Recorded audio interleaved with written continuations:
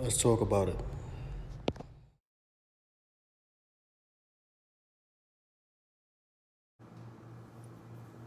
All right.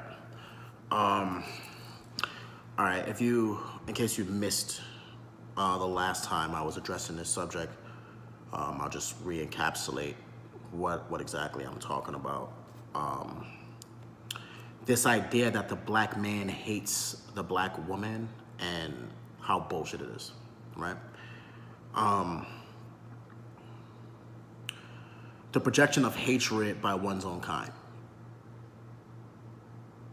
is really what the heart of it is, right? I'm gonna explain to you how ridiculous this gets sometime. As like this is my personal experience as a black man. If anyone feels otherwise, you can feel free to fucking debate me about it. We'll talk about it, right? But I think a lot of the times black women don't even realize that they subjugate black men, right? For the most part, they kind of use us as sexual objects the way most forms of women do, right? And when it's not necessarily about that, then we are supposed to be subservient, right? Because they have been shown this since the time that we were all children, right? Our mothers were taught to make us servants, right? They tell us don't talk back. They tell us do things because I said so, right? When they say that, oh, right, when you're well mannered, right? Because I used to get this a lot growing up, right? Because I'm very articulate in the way I speak. People are saying, oh, he's so well mannered, he's so intelligent, right? It's supposed to be almost like a badge of honor that you can walk and talk like a normal human being, right? The fact that you produce thoughts that other people agree with, right? This is how I've kind of made a lane for myself in this world. But not all men that are my complexion have those abilities, right? And for the most part, they're looked down on. There's still situations where I'm looked down on. I'll tell you about a situation personally, right? This is about my dating life. I had a situation where I was visiting someone, and the rules where I'm from are a little different than the rules here, right? I mean, either way, it's breaking the law, right? I fucking jaywalked, right? I'm from Yankee Stadium kid, South Bronx. You know what I mean? But like, I jaywalked, and where I'm from, no big deal. But where I jaywalked at, apparently it's a big deal, right? And these cops, they pulled me over, guns drawn. I had a hoodie on. Jesus Christ, right? And I explained to her the situation because this was my first day actually being in this environment, right? And what was said to me was, you need to stay in the house, right? And I laughed it off. I laughed it off, right? And then the next day I went to go outside. I didn't think nothing of it, and I called her and I said, hey, you want anything from the store? I'm going out. She goes, you going out again? Right? Because that idea of staying in the house was real to her, right? That was a real solution for having guns drawn on me for going to the deli. Right? You don't know anything about me, right? I could have been looking pretty crazy. I look pretty crazy right now, right? No, maybe they assumed I was a bad guy. And I would take that in stride if it was the first time. I would take that in stride if all of my friends had stories that mirror this story. But they don't. My friends that look like me are the ones that have the stories that I have. Right? And for someone that was intimate to me to look at me and the idea of you are being disobedient by stepping out of the house. Like, if you stay in, then your black ass won't get pulled over for jaywalking, right? Never mind the fact that, don't jaywalk, because I mean, it's just a fucking, it's not, is that even a violation? Whatever. Not the point, neither here nor there. The reality of it is the idea of me being confined makes more sense than me being free to the women of my community. Period. It's not even I was talking to a friend of mine, right? And for the most part, me and this friend, we agree on a lot of things, and one of the things we agree on is we don't like labels, right? Or trying to move away from labels, because the reality is they're disingenuous, right? So if I had to give her a label, if I had to identify her as something, I would identify her as Afro-Latina, right? This is out of respect for her omission to the previous label she was given, or whatever. Sometimes we wear them, sometimes we have no choice, right? But I was having this conversation with her, and the first thing she was worried about me. Because as a black man, I obviously, in my circle, I'm gonna have black women in my circle, and she's like, you're gonna ruffle some feathers. You know, and the funny part is, the reason why she felt like I was gonna ruffle feathers is because her as an individual, right, has always been treated differently within her dating life by the women around the partners that she chooses, right? So because she appreciates men that look like her, but by other people's standards, she's not considered a black woman, right? Then that's supposed to be a bad thing, right? By being what someone would call Afro-Latina and seeking interest in what someone would call black men, she's committing some type of treason. She's supposed to be on the outside. And this is not her partner saying this. These are not black men telling her this, right? These are black women. It's not always directly in verbs. You kind of create that vibe, right? Where you do little things to make a person feel like they are not the same as you. However, that's not necessarily the case when black women date outside of their race. Right? It's supposed to be a grand thing, right? Exotic, right? A curiosity thing. But if by this woman, who for all intents and purposes is a black woman, right? Pursuing black men, she's doing something ugly, perverted, right? And that black man giving her attention is a sellout, right? He's going to get, oh, you got all these black women, you went for her, you went for the Afro-Latina, right? She's basically being told that she's not allowed to appreciate black men. I don't know if it's always personal. I don't know, sometimes it's not. But this is something that this person has experienced more than one time. Right? And we're not gonna shape the world on the feelings of one person, but being a black man who went to school in a predominantly Latino area, I know for a fact that she's not the only person that's gone through that. I know that for a fact. I was raised in a household where if I brought home a girl, regardless of what color she was, if she didn't look like, there were comments, and it wasn't always to the, oh, you love them Spanish girls, huh? I mean, little things.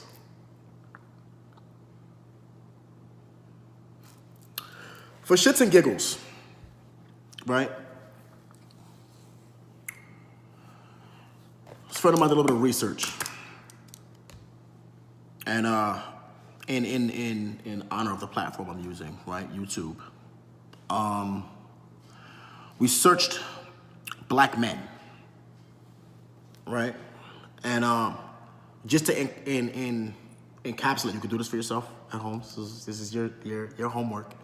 To encapsulate, when you search black man or black men, the things that YouTube show you are black men being arrested, they're being murdered, there are videos of black women and why they don't date black men. That's like one of the first things. I didn't even think of this. That's one of the first things that came up when I was telling you, you should YouTube search that shit. Off top, right? You have to go at least 2 pages down before you find something positive. But we didn't want to be unfair, right? So we searched black women. The first YouTube video that came up, and I don't know if it's because this is live, but the first video that came up is a roundtable discussion that states 67% of black women believe white supremacy is safer than black male rulership. First of all, we're not even gonna get into how toxic that level of chauvinism is. And the fact that women are promoting that literally because it means going against black men, right? It's almost like for fun, right? You do the shit for sport. But black male rulership, that sounds crazy. But 67 believe white supremacy is better than I had to read it twice. But so the next few videos are about just like tension between black men and women, and black women pretty much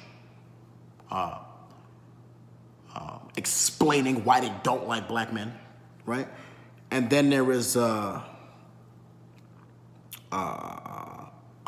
on women empowerment, beautiful things on the empowerment of people. The first black woman in the Marine Corps, or a whole bunch of different. It's just a change in energy, right? A shift and a very targeted shift in energy, which is funny, right? We didn't want to be too biased, right? So then we searched white men, right? And when we searched white men, more videos. This is literally just searching the keyword. So search the keyword white men. I'm gonna get more videos of black women explaining why they only date white men. You're gonna get, and I mean, these are not, you don't gotta fucking nitpick. You don't gotta peel through the shit. Like it's on the top, it's on the surface level. You can get right to the work, right? Why are white men angry? And why do they turn violent? Right? So people do think that white men are batshit crazy, I guess. I guess they're accepting that. But it's an acceptance with a curiosity. Right? Because first of all, in saying that, you're saying that all white men are batshit crazy. It's not necessarily true. What you're doing is you're making excuses for the ones that are crazy. And then allows for like further subject, like this conversation even makes me uncomfortable, right? Because you can take someone who visibly hates other people and the conversation is circled more so around how do we get deeper into the mind of understanding this. And then for the most part, you search white men and black women and it's almost like the same searches, to be honest.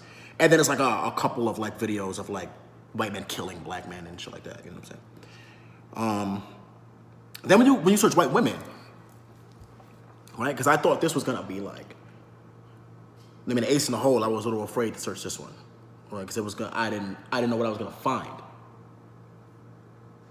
I didn't want to lead myself somewhere where this theory wasn't gonna make sense. And where I got was I just found countless videos of like racial discrimination, of just white women calling the cops on black men for being alive, calling the cops on children, calling people foul names, ugly names, not like your typical slurs, right? Calling people things like mixed race and stuff like that. I just think